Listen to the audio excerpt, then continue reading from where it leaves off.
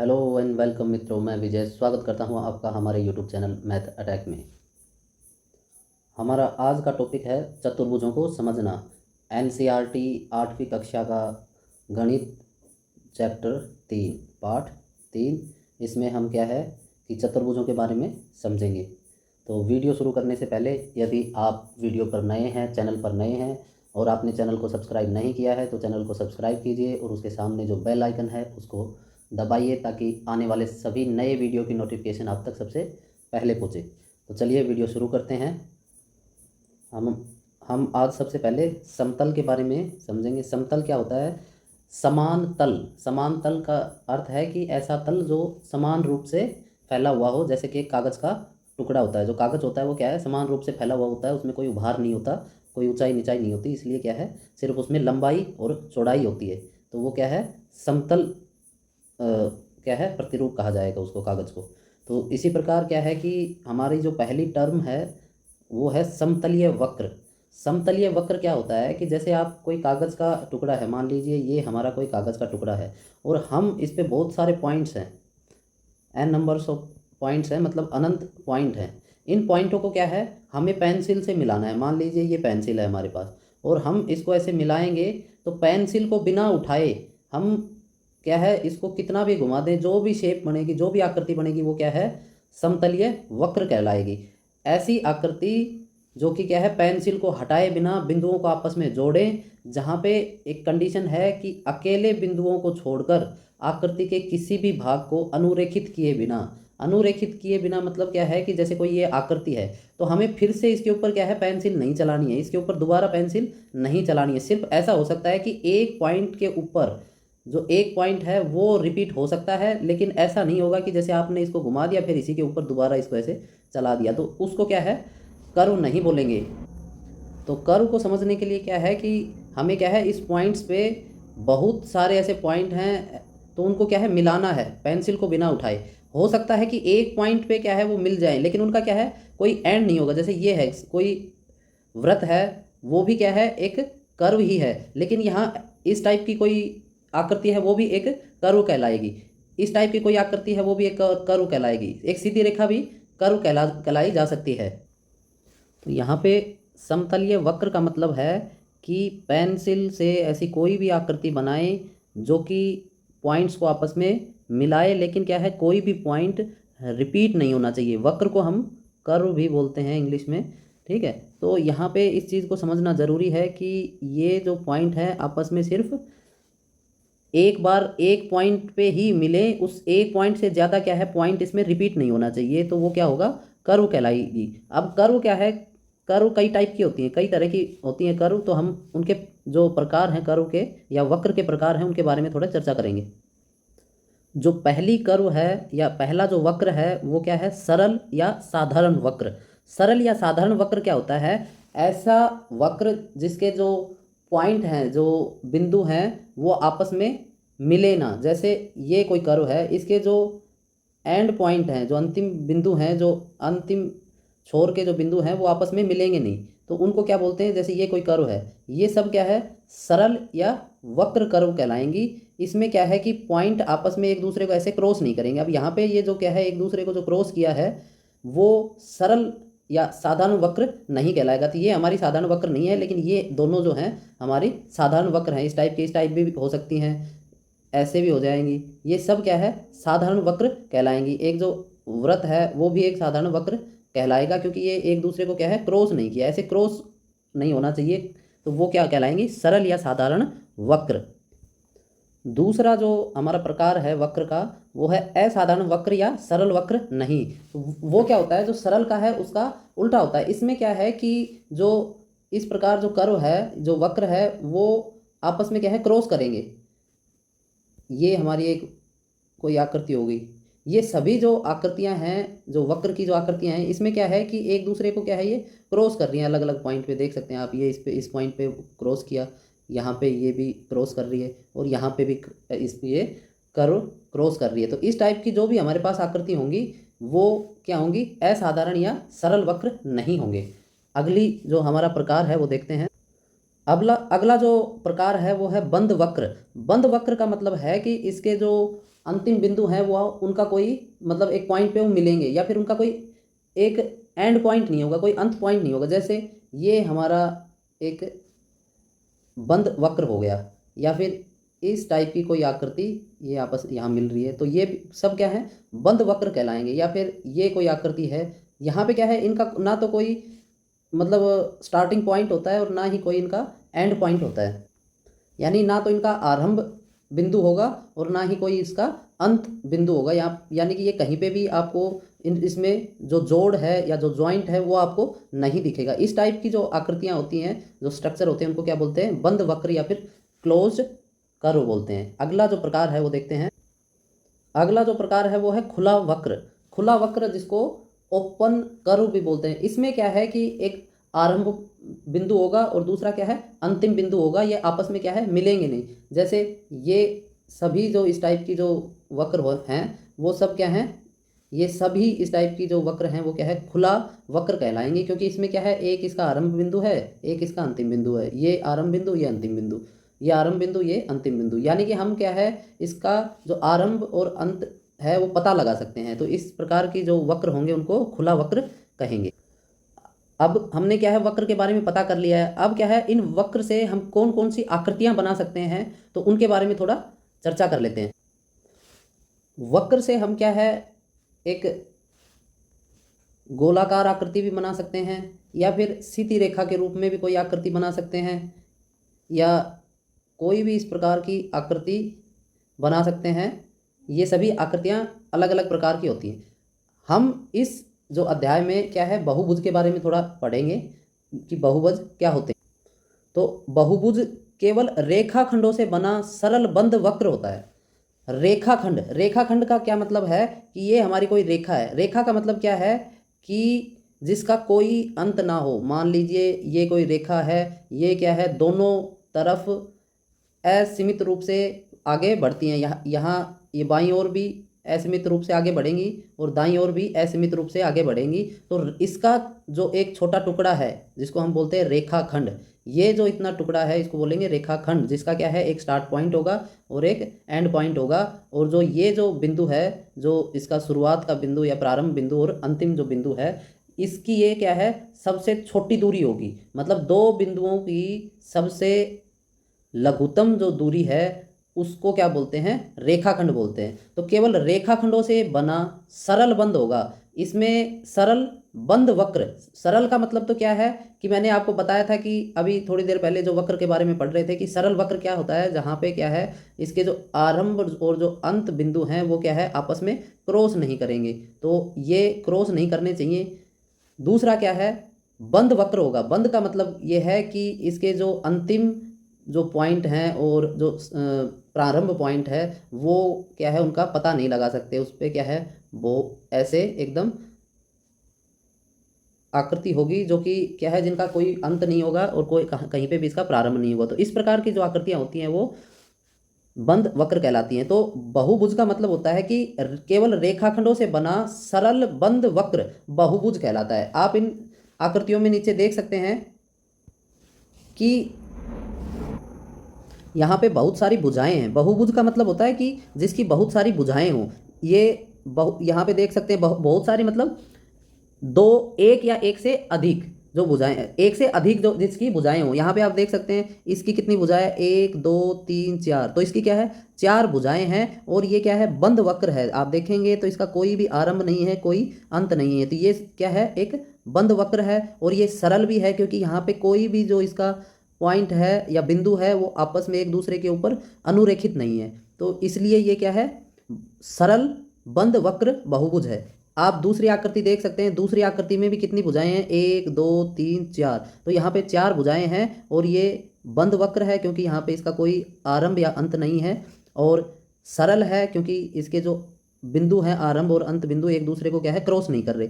Same यहाँ पे भी। लेकिन इसके विपरीत आप इन आकृतियों को देखेंगे तो इनमें आपको पता लगेगा कि यहाँ पे क्या है, ये जो आकृति है एक दूसरे को क्रॉस कर रही है। तो इसलिए क्या है, ये सरल नहीं है। यहाँ पे दूसरा क्या है कि यहाँ पे इसका ये जो आरंभ बिंदु और ये अंत बिंदु क्या है, आपस में मिले हुए नहीं है। इसलिए क्या है, ये बंद भी नहीं है। तो ये सरल वक्र भी नहीं है और बंद वक्र भी नहीं है। तो इसलिए इसको क्या है, बहुभुज नहीं कह सकते।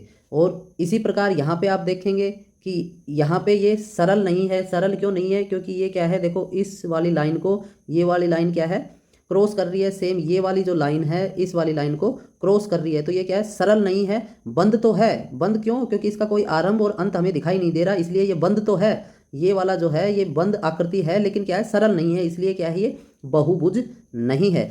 तीसरी वाली आकृति आप देखेंगे, इसमें भी क्या है कि यहाँ पे इसका आरंभ बिंदु, यहाँ पे इसका अंत बिंदु है, लेकिन क्या है, ये बंद नहीं है। यहाँ पे ये क्या है, बंद नहीं है। इस केस में क्या था, दूसरे वाले जो केस था इसमें क्या है, ये बंद था, लेकिन यहाँ पे ये बंद नहीं है। इस केस में क्या है, ये सरल नहीं था, यहाँ पे क्या है, सरल है। तो ये क्या है, बहुभुज नहीं होंगे, और इस प्रकार की जो आकृति होंगी वो बहुभुज होंगी। अब हम बहुभुजों का वर्गीकरण देखेंगे।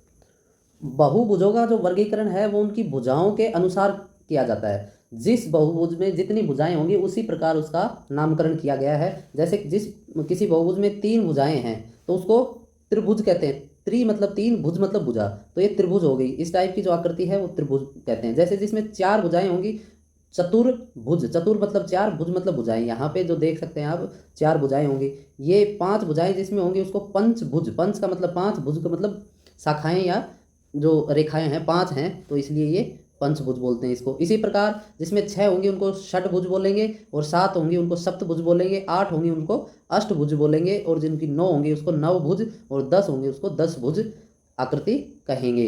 यहाँ पे जिसकी n भुज होंगी उनको क्या कहेंगे, वो n भुज हो जाएंगी, जिसमें कि कोई अंत ही नहीं है। n का मतलब है कि प्राकृत संख्याओं का जैसे कोई अंत नहीं होता, इसी प्रकार n का मतलब है कि जिसका कोई अंत नहीं है, अपरिमित रूप से बहुत सारी भुजाएं हों। तो आगे बढ़ते हैं हम विकर्ण के बारे में।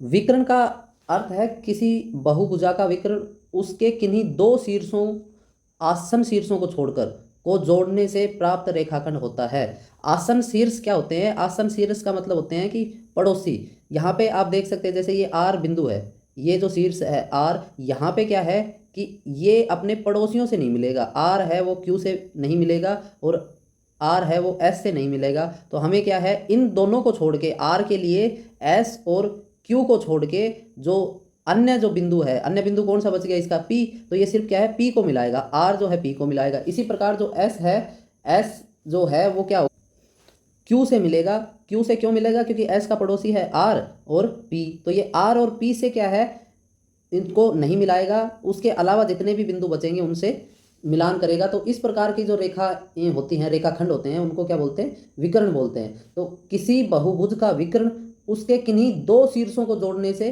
प्राप्त रेखाखंड होता है। 2 शीर्ष जोड़ना है। एक शीर्ष जैसे एस के संदर्भ में हो गया एस और क्यू, ये 2 शीर्ष हो गए, इनको जोड़ने वाले रेखाखंड। इसी प्रकार आप जो दूसरी आकृति देखेंगे इसमें हमारे पास 1 2 3 4 5 ये पंचभुज है। तो इस पंचभुज में आप देखेंगे डी है वो ई और सी से नहीं मिला हुआ, इसके अलावा दोनों जो शीर्ष हैं उनसे मिला हुआ है। ए से भी मिला हुआ है और बी से भी मिला हुआ है। ए से भी मिला हुआ है और बी से भी मिला हुआ है। तो इसी प्रकार जो ई है वो डी और ए से नहीं मिला, इसके अलावा जो ये क्या है, सी और बी से मिला हुआ है। और जो यहाँ पे आप सी देखेंगे तो सी भी क्या है, डी और बी से नहीं मिला हुआ, इसके अलावा ए और ई से मिला हुआ है। तो इस प्रकार ये क्या है, इसके विकर्ण है। इसी प्रकार आप तीसरी आकृति में भी देख सकते हैं, जो के जो पड़ोसी जो शीर्ष हैं वो एल और एन है, लेकिन ये एल और एन से नहीं मिला हुआ। यहाँ पे जो इनका चौथा जो बिंदु है एम, उनसे मिला हुआ है, क्योंकि ये चौथा बिंदु इसका पड़ोसी नहीं है, इसलिए के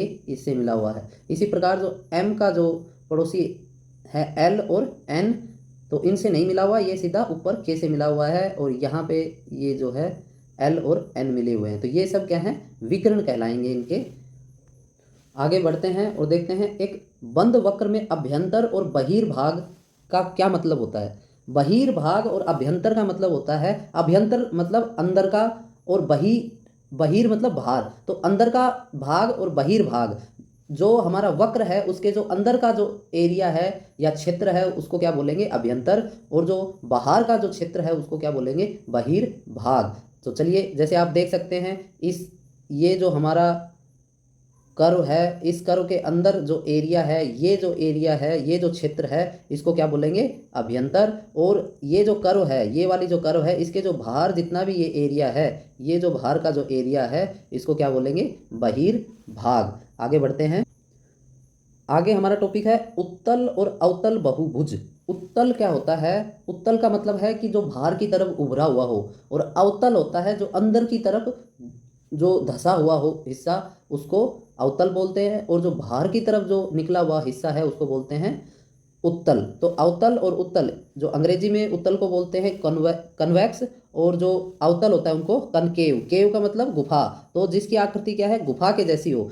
जैसे आप केव का इंग्लिश में जो अर्थ होता है वो है गुफा, तो क्या है, गुफा की तरह हो, उसको तो क्या बोलते हैं, कॉनकेव। और जिसको बोलते हैं अवतल, और जो बाहर की तरफ उभरा हुआ हो वो उत्तल होता है। तो यहाँ पे आप देख सकते हैं इसमें जो ये आकृति है, इसमें ये देखो, ये एरिया जो है बाहर की तरफ है, यहाँ पे ये भी बाहर की तरफ है, यहाँ पे ये एरिया बाहर की तरफ है, ये बाहर की तरफ है, ये बाहर की तरफ है। तो ये सब क्या है, उत्तल है। यहाँ पे आप देखेंगे ये एरिया बाहर की तरफ निकले हुए हैं इनकी चोंच, तो इसलिए ये सब क्या है, उत्तल है। यहाँ पे आप देखेंगे ये भी बाहर की तरफ है, ये भी बाहर की तरफ है, ये तो ये जो शीर्ष है, जो बाहर की तरफ जो वक्र निकला हुआ रहता है या उभरा हुआ रहता है, उसको बोलते हैं उत्तल। और जो अंदर की तरफ जो धसा हुआ है, यहाँ पे आप देख सकते हैं ये जो एरिया है, ये वाला जो हिस्सा है अंदर की तरफ धसा हुआ है। यहाँ पे आप देख सकते हैं ये एरिया है वो अंदर की तरफ धसा हुआ है। यहाँ पे जो क्षेत्र है वो अंदर की तरफ धसा हुआ है, और इस आकृति में ये वाला जो क्षेत्र है वो अंदर की तरफ धसा हुआ है, इसलिए क्या है, ये अवतल। आगे, जो बहुभुज उत्तल होते हैं उनके विकिरणों का कोई भी भाग बहिर्भाग में नहीं होता। ये कह रहा है कि इस जो उत्तल जो बहुभुज होते हैं उसके जो विकिरण होते हैं, आप देख सकते हैं इन सब के जो विकिरण हैं, इन सब के क्या है, जो विकिरण हैं, ये जो विकिरण हैं ये सब क्या है, अंदर की तरफ ही बने हुए रहेंगे। आप देखेंगे इन सभी आकृतियों में जो विकिरण है वो अंदर की तरफ रहेंगे, मतलब ये सभी क्या है, अभ्यंतर रहेंगे।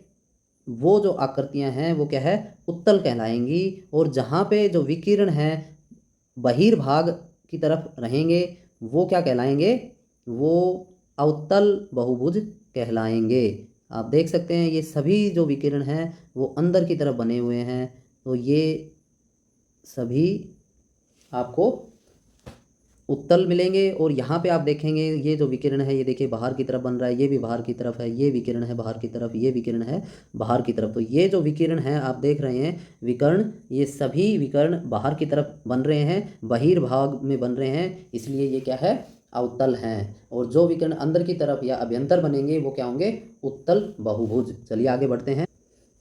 अगला पॉइंट है सम तथा विषम बहुभुज। सम का मतलब होता है समान, और विषम का मतलब होता है जो समान ना हो। तो यहाँ पे हम देखेंगे कि ऐसी जो बहुभुज जो कि समान हो, किस संदर्भ में समान हो, उसकी भुजाएं भी समान हो और उसके जो कोण हैं वो भी समान हो, तो उनको हम कहेंगे सम बहुभुज। और जिनके भुजाएं या फिर कोण समान ना हो तो उनको कहेंगे विषम बहुभुज। यहाँ पे देख सकते हैं एक सम बहुभुज समभुज तथा समकोणिक होता है। आप यहाँ देखेंगे सम बहुभुज क्या होगा, समभुज समबहुभुज समभुज तथा समकोणिक होता है। यहाँ पे कोण भी उसके क्या है, समान होंगे, और भुजाएं भी सभी समान होंगी। जैसे आप उदाहरण के रूप में यहाँ देख सकते हैं ये एक वर्ग है, जो ये वर्ग है, इस वर्ग में क्या है, जो कोण है वो सभी क्या है, समान है, सभी 90 डिग्री के कोण हैं। और ये जो आप सम त्रिभुज देखते हैं, समबाहु त्रिभुज, इसमें क्या है, यहाँ पे भी जो कोण है वो सभी क्या है, समान है, 60 डिग्री के कोण हैं। और जो भुजाएं हैं इन सब की, ये सब भुजाएं क्या है, आपस में समान है, बराबर हैं, इसलिए क्या है, ये सम बहुभुज हैं। यहाँ पे जो ये आप तीसरी आकृति देख रहे हैं, यहाँ पे जो ये अंदर के जो कोण हैं ये बराबर नहीं है, और जो बाहर की भुजाएं हैं वो भी बराबर नहीं है, तो इसलिए क्या है, ये विषम बहुभुज हो गया। इसी प्रकार आप इसमें देखेंगे ये एक आयत है, लेकिन ये भुजा इस भुजा के बराबर नहीं है, ये भुजा इस भुजा के बराबर नहीं है, आमने सामने की भुजाएं क्या है, बराबर हैं, इसलिए क्या है, ये एक विषम बहुभुज हो जाएगा। इसी प्रकार यहाँ पे देख सकते हैं कि ये पंचभुज है, यहाँ पे ये जो इसके जो कोण हैं वो सभी समान हैं, और जो भुजाएं हैं वो भी समान हैं, इसलिए क्या है, ये सम बहुभुज है। इसी प्रकार आप यहाँ पे देख सकते हैं ये जो षटभुज है, इसकी सभी भुजाएं समान हैं, और जो कोण हैं वो भी समान हैं, समकोणिक हैं, इसलिए ये सम बहुभुज होगी। इस आकृति में क्या है, जो कोण है वो बराबर नहीं है, और ना ही ये भुजाएं आपस में बराबर हैं, इसलिए ये विषम बहुभुज होगी, और ये भी विषम बहुभुज होगी।